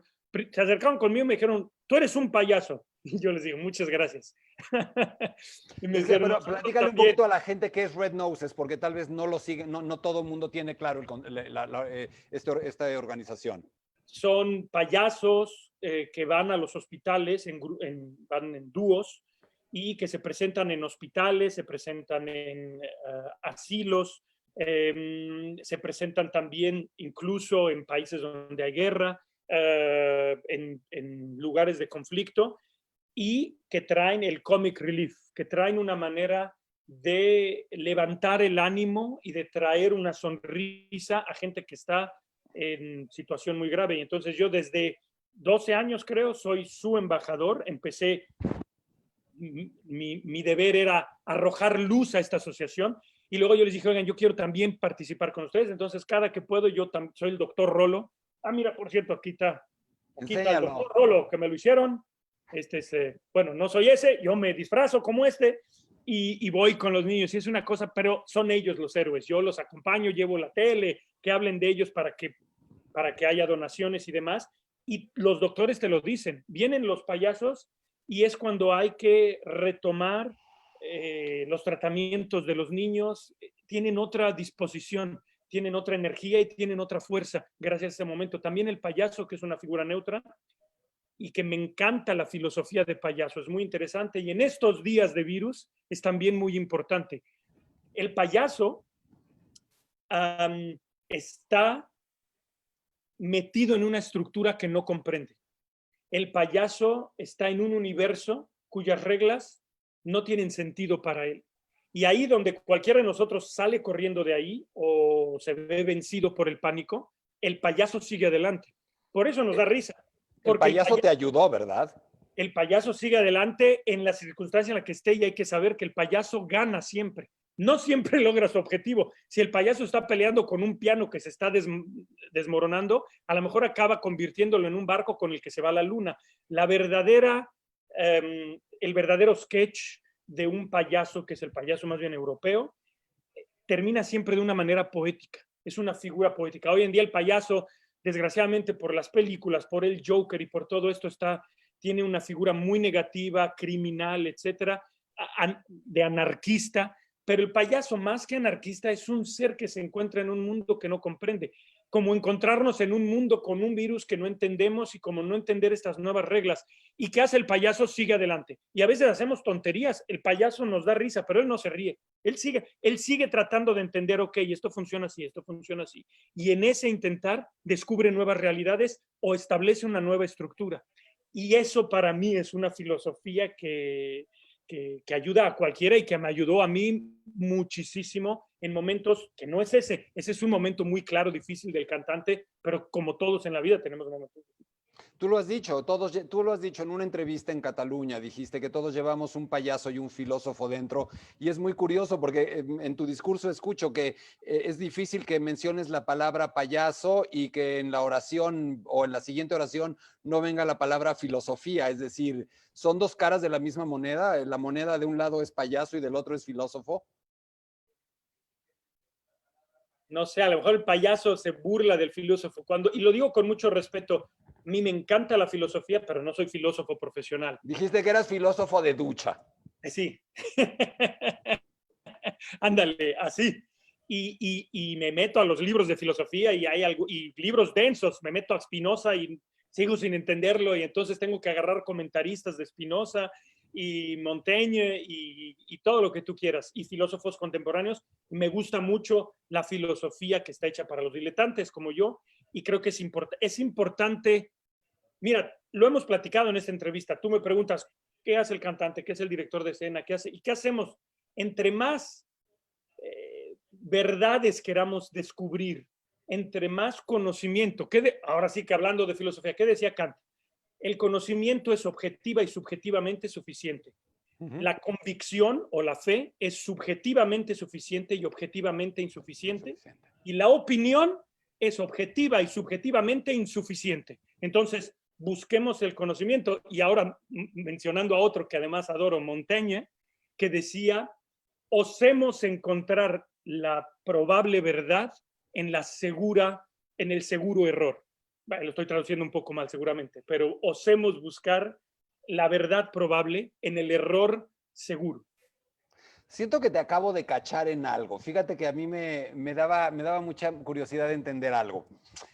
Esta combinación de payaso, entendida de cierta manera, y de hondura, ¿podrías decir que es tu vaso comunicante con el último tema que quiero tratar contigo, de un amigo común que tú y yo tenemos, que admiramos, que respetamos, que veneramos y con el que cada uno a su manera dialoga continuamente? Me refiero a Wolfgang Mozart.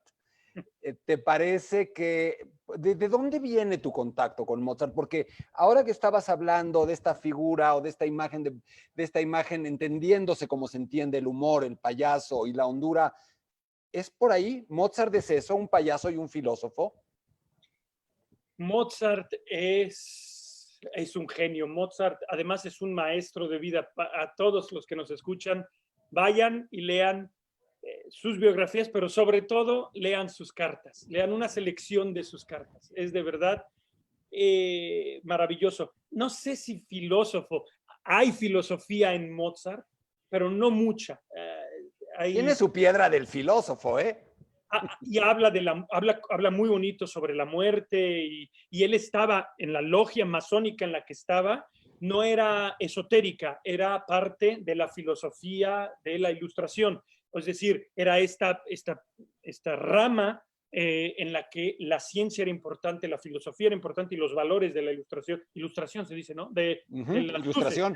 sí, la ilustración, eran importantes. Y a Mozart le importaba. Mozart cuestionaba muchas cosas en su mundo, las riquezas, la religión, pero era un hombre muy espiritual. Era divertidísimo, o sea, leer sus juegos de palabras, leer sus chistes. Alburero como él solo, ¿no? Hablar sus chistes de caca, pipí, popó y todo, pero además con qué ingenio, que era algo muy de Salzburgo, también había un humor muy de Salzburgo, pero Mozart era genial. Ahora, escuchar su música es eso. En su música, en cualquier pieza, hay un momento, claro, siempre se abre con la luz, la alegría, este sentimiento de estar aquí y ahora y de que no hay nada más hermoso que estar aquí y ahora, pero luego viene este momento de profundidad, de melancolía, lo sublime, la nostalgia, lo que está y lo que no está, lo que nos falta, y siempre termina el regreso a la luz y el regreso a la sonrisa, en todo, hasta en el Don Giovanni. A mí no me gusta que le quiten la última escena a Don Giovanni, aunque sea No muy te gusta. dramático, No. aunque sea muy dramático, mandarlo al infierno. A mí me gusta siempre regresar a la tonalidad mayor, y la moral podemos dejarla de lado, esa era una convención de la época, pero Mozart regresaba en sus obras más dramáticas, las con el patos más fuerte, tiene 35 obras en tonalidad menor. Pero bueno, volvamos, regresando, ¿cómo conocía Mozart? En el 2010 me invitan a cantar Don Ottavio para grabar la ópera, Don Giovanni. Y antes de estudiar la partitura, me leí las cartas de Mozart y quedé de verdad enamorado de Mozart, y Mozart se volvió mi mejor amigo. Así, aquí está, amigos y amiguitos, aquí está Mozart, sí, cómo no, hasta luego. ¿Cómo no? Hola, ¿cómo estás? Muy bien. Entonces, Mozart se vuelve mi mejor amigo, y entro a su música y descubro de veras a un ser maravilloso, me leo todas las biografías que puedo, y después de haber cantado ese Don Ottavio, que les digo a todos, vamos a hacer las últimas 7 óperas de Mozart que hemos grabado en los últimos 10 años con Yannick Nézet-Séguin en la Chamber Orchestra of Europe. Nos falta Idomeneo, que ese me lo dejé al final porque el tenor que la hizo la primera vez, Raf, era bastante grande, y quiero de alguna manera sentir esa similitud. Y bueno, la vida mira, muchas cosas, es que lo que presenta la vida es decir sí o no, que ser director artístico. Es que ahí voy. A ver, si en a ver, dentro de estos sueños guajiros inimaginables, ¿te ibas a imaginar ser embajador mundial mozarteano de la Mozarteum Stiftung y ser el director de la Mozartwoche? Te lo juro que esa te la imaginabas menos, porque no creo que siquiera te la plantearas. No, nunca, jamás, ni de chiste. O sea, y de veras, antes del 2010, por supuesto que yo conocí a Mozart. La primera ópera que yo canté en mi vida fue El Rey Pastor de Mozart en el Conservatorio Nacional de Música. Pero en realidad lo canté como pude haber cantado otra cosa. Era un medio para expresarme a mí. No tenía conciencia del artista que yo estaba interpretando. En el 2010 entro en el mundo, en el universo mozartiano, y como le pasa a cualquiera, público o artista, cuando entras a ese mundo, no te vas nunca. Descubres uno de los tesoros más maravillosos que puedes descubrir en tu vida. Y sí, nunca jamás me imaginé que me iban a preguntar ser director artístico de la Mozartwoche. Ese año me preguntaron 3 festivales ser director artístico, a 2 fue relativamente sencillo decir que no, porque yo nunca jamás he tenido la ambición de ser director artístico de nada. Pero cuando la Stiftung Mozarteum, la Fundación Mozarteum, me pregunta, ¿quieres ser director de artístico de la Semana Mozart? Ahí estaba yo ya en plena amistad con Wolfgang, y al final dije que me tardé varias semanas porque tenía que, como con la novela, como con la puesta en escena, tuve que crear una estructura de 5 años donde yo sabía cómo iba a hablarle a artistas de la talla Daniel Barenboim, Andras Schiff, Ushida, la Viena Filarmónica, la Filarmónica de Viena, etcétera. No puedes llegar nada más y decir, ahí les voy con lo que me salga del alma. Había que tener una estructura muy clara, y mi primer plan, que es el que hacemos, se va a tocar solo Mozart. Es un festival que no se tocaba nada más Mozart y que a la gente le sorprendió mucho. porque no es fácil hacer un festival solo con Mozart. Tiene No. que tener una visión y una idea y una guía filosófica y artística muy clara. No, Y y lo creo has que hecho lo increíble, de estamos verdad. logrando. Te lo digo, y bueno, y también este es un espacio público para darte las gracias por la invitación para hacer esa charla de Mozart y sus amigos. Pero ahí está, esto que has encontrado. El comentario va enfocado a eso, que has encontrado estos ejes temáticos, Mozart y sus amigos. Cuando me invitaste a hacer una charla de Mozart y sus amigos, dije, neta, o sea, está increíble, pero o sea, Mozart y sus amigos, ese es el tema. Y de pronto me di cuenta de que realmente Mozart es sus amigos y que sus amigos están en su música, se oyen, no es una idea, están ahí. Y ahora vas a hacer, antes de dejar este tema penúltimo, ahora me parece, si se puede adelantar, que vas con Mozart y Mozart dramatista o Mozart del drama, Mozart y la tonalidad menor, a ver qué es eso. Es Mozart músico dramático y es el aspecto dramático, el aspecto histriónico, el aspecto de emociones que Mozart proyecta en su música. Evidentemente, en la ópera está claro, en las áreas de concierto está claro, pero en las misas está claro, pero va más allá. ¿En qué obras de Mozart hay una forma dramática, una dirección dramática? ¿En qué conciertos? ¿En qué sinfonías?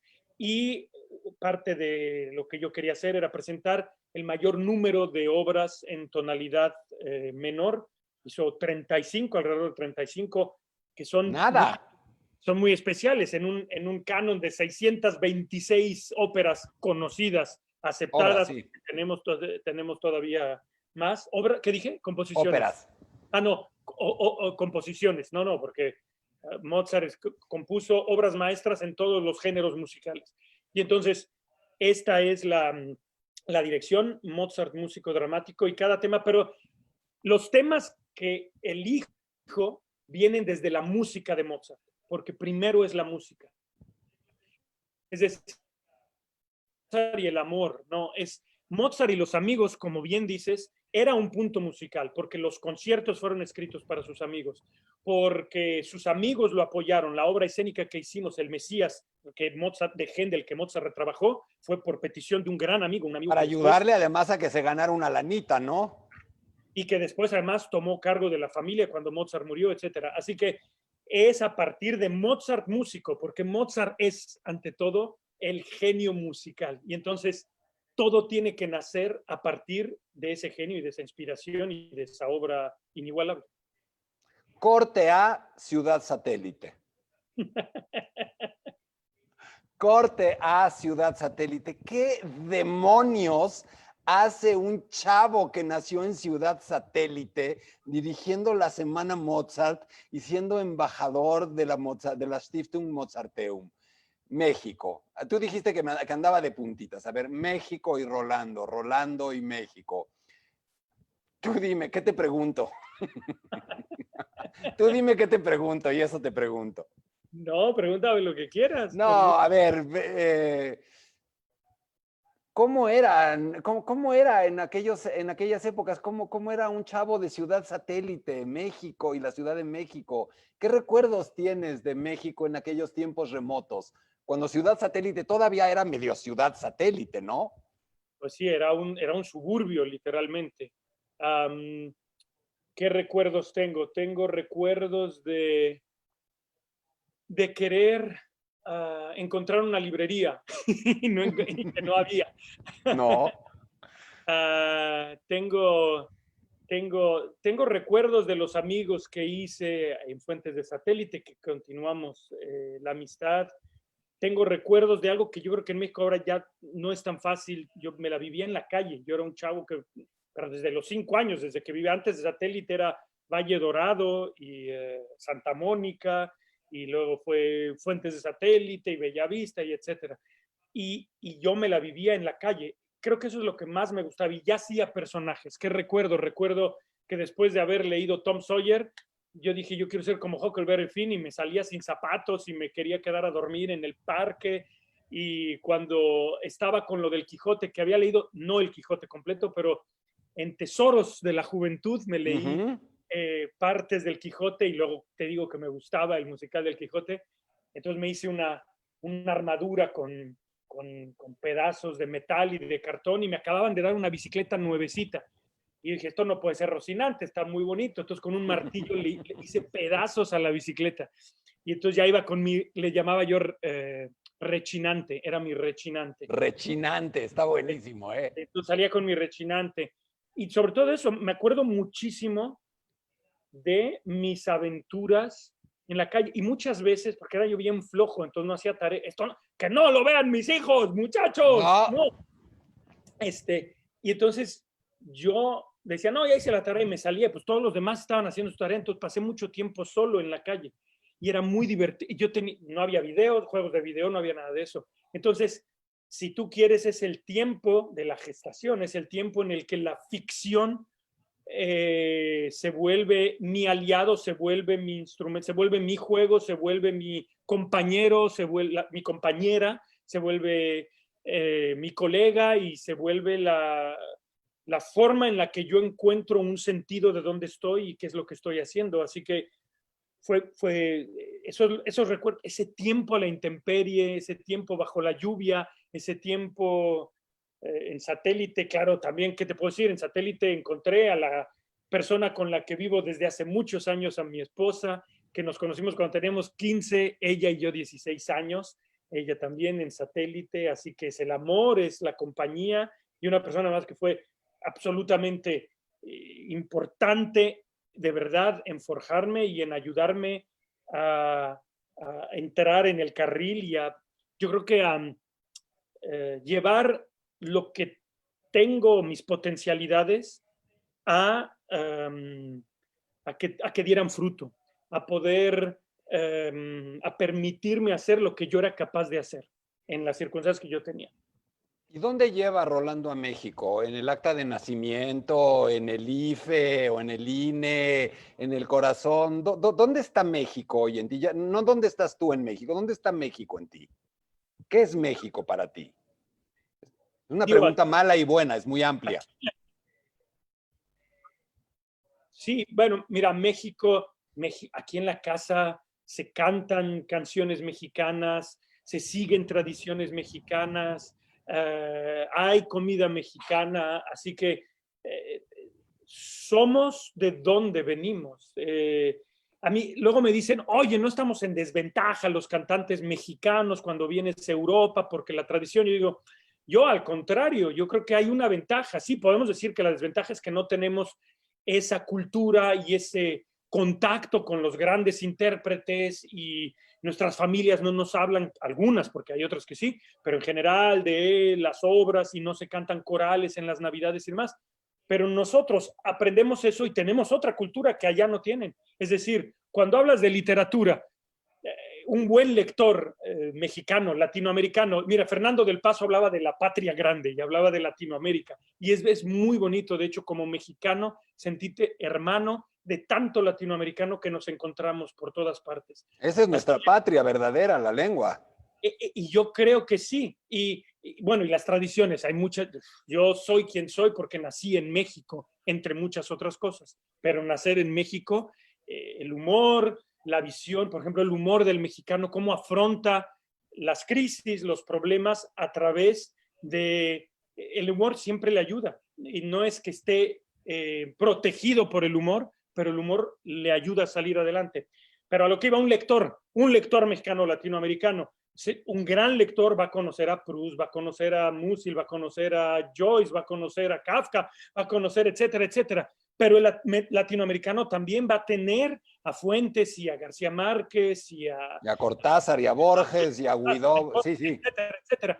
Que el europeo a uno u otro dice, ese sí, y se acabó. Y no tienen, es decir, por decir algo en un terreno. Entonces, hay toda una cultura rica de la que nos tenemos que sentir muy dichosos de ser parte y de haberla recibido y de traerla dentro, con la que llegamos a esa nueva tradición y que nos hace los artistas que somos, indudablemente. Oye, Rolando, no soy yo, ¿eh? Aquí no es ni me ando de puntitas ni nada, pero hay demasiadas preguntas. Dicen, ¿cuándo vienes a México? Preguntan todos, así es que no me contestes a mí, pregúntales a ellos, yo no tengo nada que ver. No, sí, ya tenemos que organizar, tengo que organizar. Quiero hacer una gira por toda Latinoamérica y que culmine, que empiece quizá y que culmine en México lindo y querido. Así que definitivamente tenemos que ver. Mira, me preguntan mucho, oye, ¿por qué no vienes? ¿Por qué no vienes? ¿Por qué no vienes? Mucho ha tenido que ver porque he querido siempre ser cercano a mi familia, porque estar en Europa es donde se logra hacer una carrera más importante como cantante de ópera. Estando en Europa y porque además tienes la conexión de vuelos de 1 hora, 2 horas. No solo no he ido a México, no he ido a Estados Unidos, ha sido pocas veces en los Es últimos 10 verdad. años. He ido una vez a Argentina, un par de veces a Nueva York y una vez a México y nada más. Y tiene que ver con eso, cambiar, irte 3 meses, el tiempo se va, tú lo sabes, nuestros hijos tienen más o menos la misma edad, años más, años menos, se va tan rápido. Ahora, cuando ya ellos tomen su camino, tomen su rumbo, tendremos aquí en casa, Luz y yo, la libertad de poder decir, podemos irnos 3 meses y no pasa nada. Y entonces será el momento de volver con la frente marchita. Bueno, no, espero que no esté tan marchita, espero No que está sea. machita, todavía no. Terminamos, Rolando. A ver, pero le dejamos, ¿te parece bien que sea Marcel Proust y no yo el que te haga las preguntas finales? Va a estar difícil, pero bueno. No, vamos a ver, es que mira, el tan socorrido, pero ya cada vez menos usado cuestionario Proust. Sí.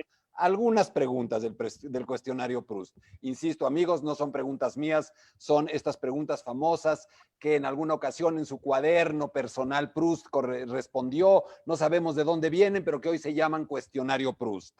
Y ahí va, Rolando. ¿Cuál es el rasgo principal de tu carácter?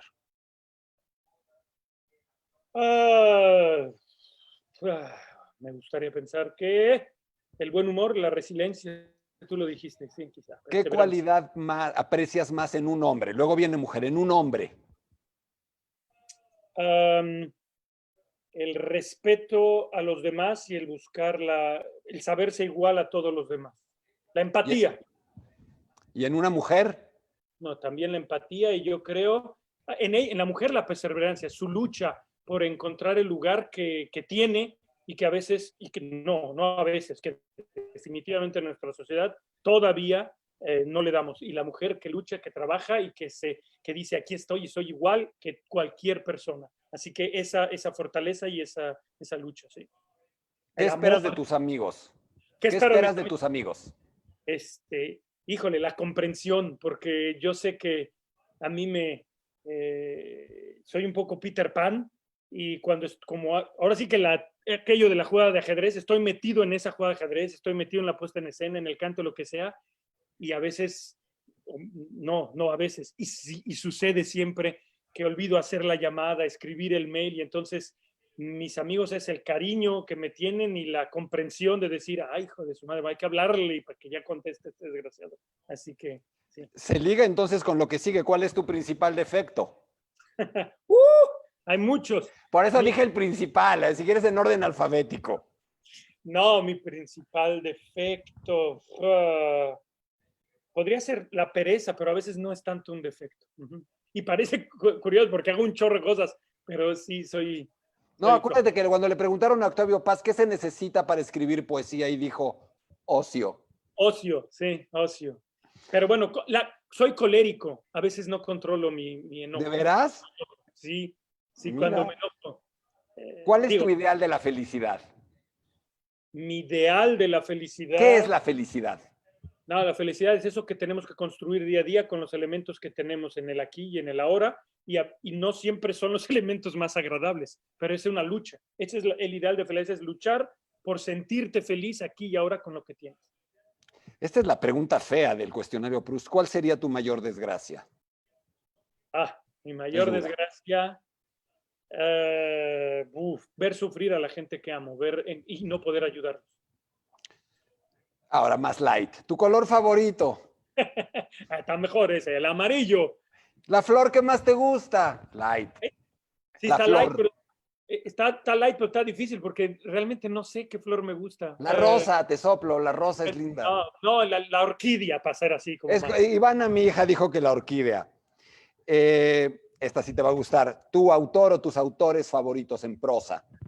Uy, son muchos, pero a ver, A los que, mira, a los que siempre he regresado sin darme cuenta. Cortázar definitivamente, Nabokov, Kafka, Shelley, pero es el Frankenstein que leo de ella, que he leído muchas veces, Roberto Bolaño, Fernando del Paso, Fuentes, ya lo dije Fuentes, no. No, no lo habías dicho.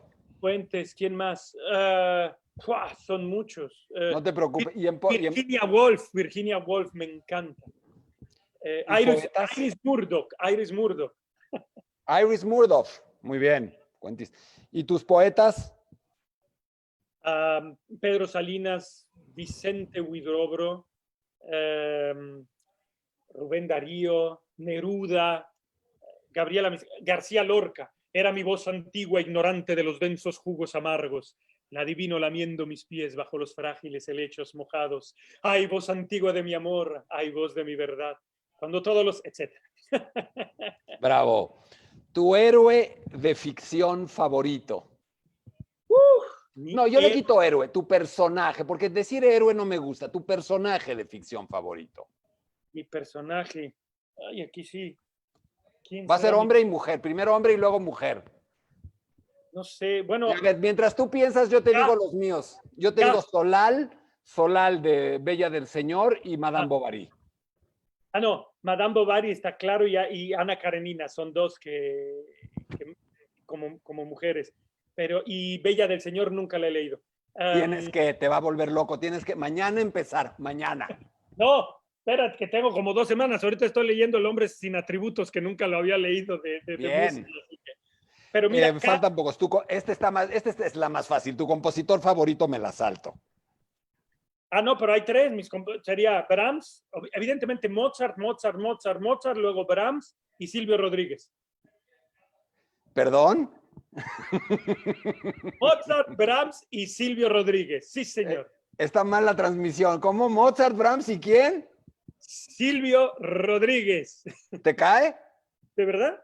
Está bien, muy bien. Muy bien, me parece bien. Yo hubiera dicho Pablo Milanés, pero está bien. ¿No? Don Silvio Rodríguez lo canto sin cesar y lo sigo cantando y ahora lo voy a grabar un par de... Me encanta la idea, me encanta la idea. ¿Tu pintor preferido? Pintores. Pollock, Matisse, Van Gogh. Es muy curioso. Una de mis primeras elecciones sería Pollock también, ¿eh? Sí. Me encanta. ¿Qué hábito o costumbre ajena, qué hábito ajeno no soportas? La intolerancia. Bueno, no sé si es un hábito, es un hábito que no... Sí, es un hábito, claro, estoy de acuerdo. Una figura histórica que detestes. Hitler, Donald Trump. Sí, básicos, de acuerdo. Suscribo. Esta es buena. ¿Cómo te gustaría morir? Rápido y en paz. ¿Cuál es el estado típico, más característico de tu estado de ánimo? El más característico, quisiera pensar que reflexivo en el presente, activo. Y cuando digo activo puede ser pensando, ¿no? Activo soñando, o activo analizando, o activo caminando sin rumbo. Pero activo en el sentido de que importa, como te digo, crear la realidad que estamos creando, es el aquí y el ahora, no hay nada más, así que hay que tomar una actitud no pasiva, sino activa en la vida. Por eso creo que... Penúltima, ¿qué defecto te inspira más indulgencia?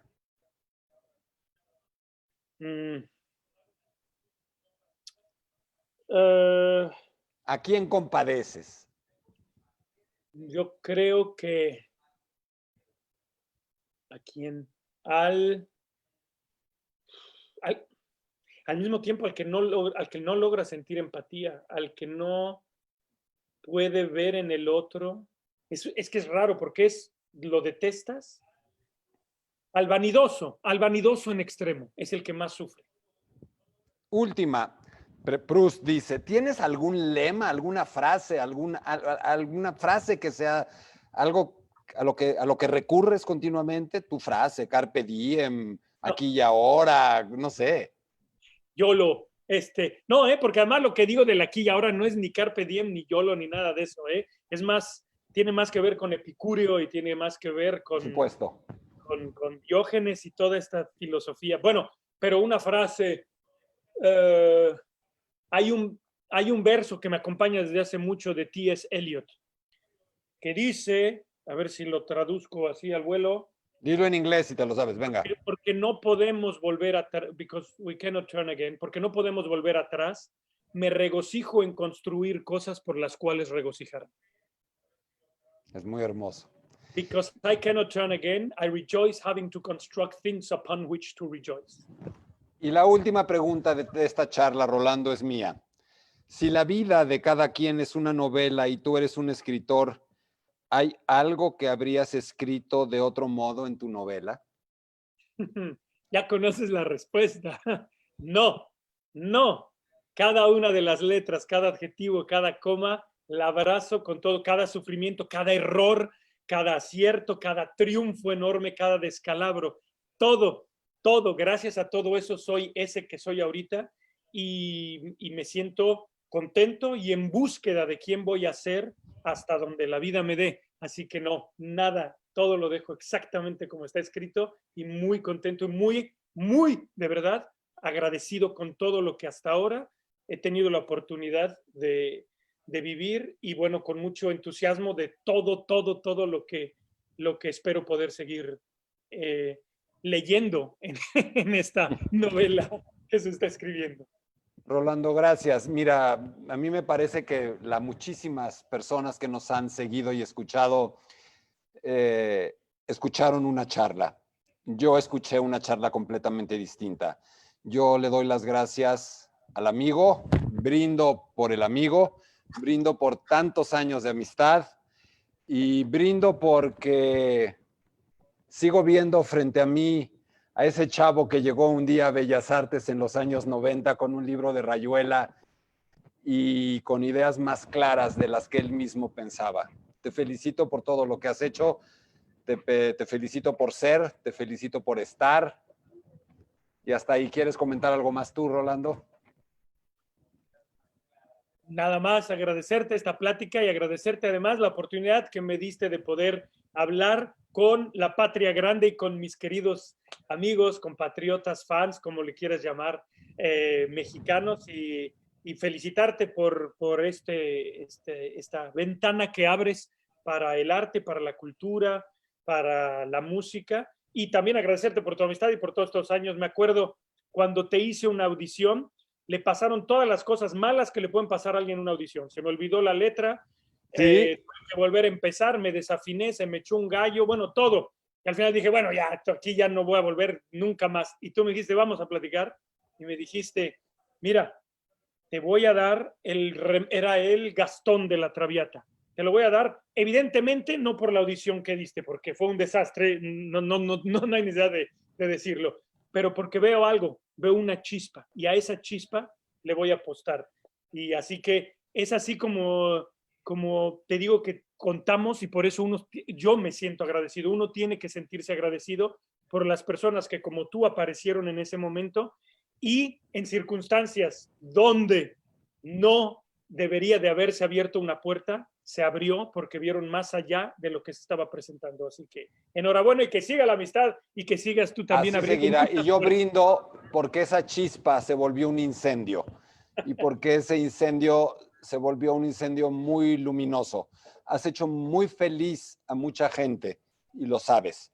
Hay mucha gente a la que le has dado felicidad y finalmente creo que ese es el destino primero y último de lo que haces, hacer feliz a la gente. Y en eso, misión cumplida. Tienes que estar satisfecho. Muchísimas gracias, Gerardo. Hasta pronto, amigos. Muchísimas gracias por estar con nosotros. Nos vemos en nuestro próximo Hablemos de Ópera. Hasta pronto. Gracias, Rolando. Me desconecto. Chao, chao, chao.